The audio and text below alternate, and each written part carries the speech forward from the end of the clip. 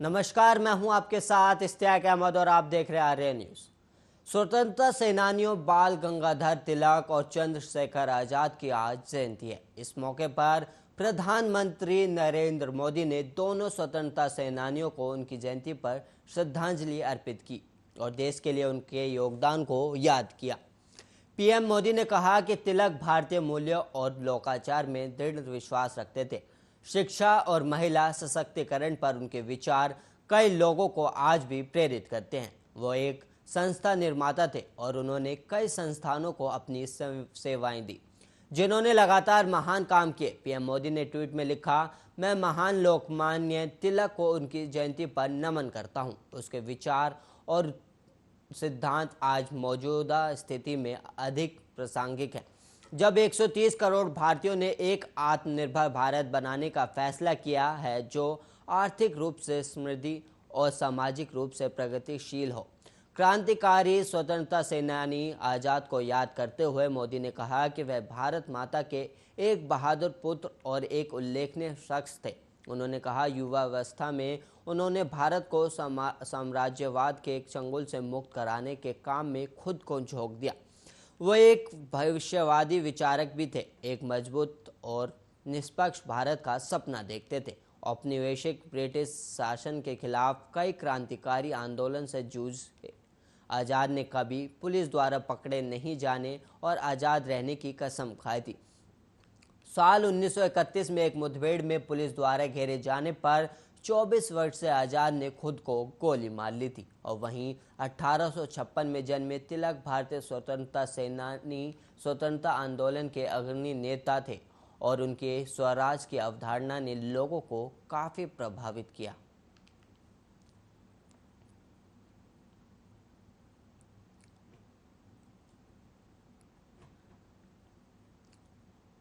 और वहीं अगस्त से देश में त्योहार का सीजन शुरू हो जाता है। त्योहार के मौके पर बैंक तो बंद रहता ही है, लेकिन इस बार अगस्त के महीने में कई कारणों से कई अतिरिक्त छुट्टियां पड़ रही हैं।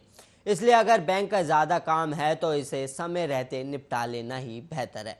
वैसे तो आजकल बड़े शहरों में ज़्यादातर लोग इंटरनेट बैंकिंग का इस्तेमाल अधिक करते हैं, लेकिन अब भी बहुत सा ऐसा वर्ग है जो आज भी नेट बैंकिंग से कोसों दूर है। इनके लिए ज़रूरी है कि इन्हें बैंक में पड़ रही अतिरिक्त छुट्टियों के बारे में पता हो।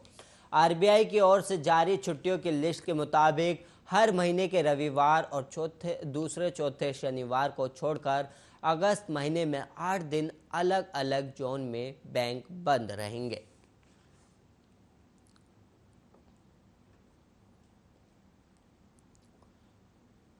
देश भर में कोरोना महामारी के खिलाफ वैक्सीनेशन का काम धीमी गति से आगे बढ़ रहा है। केंद्र सरकार ने 31 दिसंबर तक भारत के सभी वयस्कों के टीकाकरण करने का लक्ष्य रखा है, लेकिन अभी हम अपने लक्ष्य से बहुत पीछे हैं। देश की 65% आबादी यानी कि करीब 50 करोड़ लोगों को अब तक वैक्सीन की एक भी खुराक नहीं मिली है। और वहीं राष्ट्रीय जनसंख्या आयोग के अनुमान के अनुसार 1 मार्च को भारत की जनसंख्या 94 करोड़ है और वहीं 23 जुलाई सुबह 7 बजे तक के आंकड़ों के अनुसार अब तक 42 करोड़ 35 लाख वैक्सीन की डोज दी जा चुकी है। इनमें से 33 करोड़ लोग आबादी को कम से कम एक डोज मिली है और करीब 9 करोड़ लोगों को दोनों डोज मिल चुकी है, यानी कि 50 करोड़ लोगों को वैक्सीन की एक भी डोज नहीं मिली और 85 करोड़ लोगों को दोनों डोज मिलना बाकी है।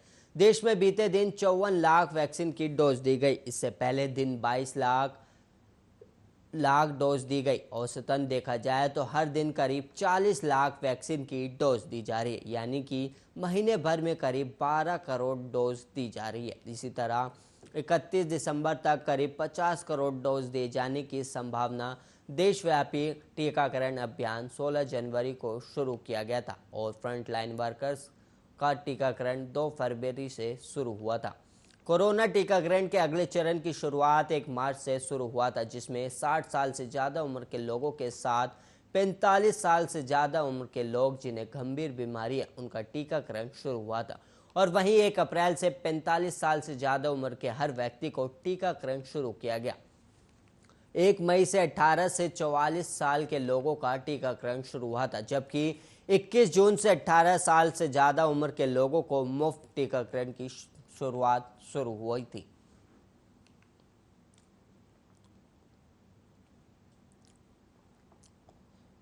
वहीं भारत में कोरोना से मौतों के आंकड़ों को छिपाने का दावा करने वाली मीडिया रिपोर्टों का सरकार ने खंडन किया है। केंद्र का कहना है कि देश में मजबूत रिपोर्टिंग व्यवस्था के चलते मरने वालों की संख्या कम करके दिखाना असंभव है। और वहीं गुरुवार को स्वास्थ्य मंत्रालय ने कहा कि भारत में मजबूत और कानून आधारित मृत्यु पंजीकरण प्रणाली के कारण मौतों की संख्या को कम करना या छोड़ना संभव नहीं है, लेकिन हो सकता है कि संक्रामक रोग के सिद्धांत और उसके प्रबंधन के कारण कुछ मामलों का पता न चल पाया हो। और वही मंत्रालय का कहना है कि हाल ही में कुछ मीडिया रिपोर्टों में आरोप लगाया गया कि देश में महामारी से मरने वालों की संख्या लाखों में हो सकती है और आधिकारिक रूप से इन्हें काफ़ी कम करके बताया गया। लेकिन असल में इन रिपोर्टों में अमेरिका और यूरोप की आयु विशेष संक्रमण मृत्यु दर का उपयोग भारत में सीरो पॉजिटिविटी के आधार पर अधिक मौतों की गणना के लिए किया गया है। और वहीं मंत्रालय ने कहा, रिपोर्टों में मौतों का आकलन इस धारणा पर किया गया है कि किसी भी संक्रमित व्यक्ति के मरने की संभावना सभी देशों में समान है, जबकि इसके लिए विभिन्न प्रत्यक्ष और अप्रत्यक्ष कारकों को भुला दिया गया। मसलन नस्ल, जातीयता, आबादी का जीनोमिक संगठन और वहां के लोगों में प्रतिरक्षा पर गौर नहीं किया गया। मंत्रालय के मुताबिक देश में जिलेवार कोरोना मामलों और मौतों के आंकड़ों की रिपोर्टिंग प्रक्रिया मजबूत करने पर लगातार जोर दिया गया है। साथ ही राज्यों को उनके अस्पतालों की नियमित ऑडिट करने की सलाह भी दी गई, ताकि मामलों और मौतों का आंकड़ा छूट ना पाए।